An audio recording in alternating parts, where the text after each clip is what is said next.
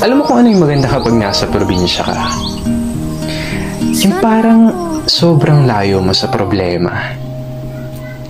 Yung manghuni ng ibon, sariwang hangin, na kahit sobrang bigat ng pakiramdam mo, kapag naranasan mo tong mga to, biglang mawawala na lang.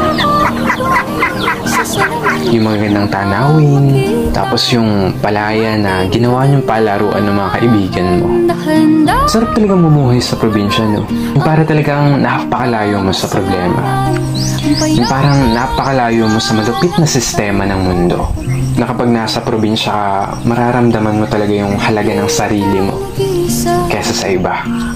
At mapapasabi ka na lang na there's no place like home or like probinsya. At ikaw na nanonood nito ngayon, masaya ako at naparamdam ko sa'yo ang pamumuhay sa isang probinsya.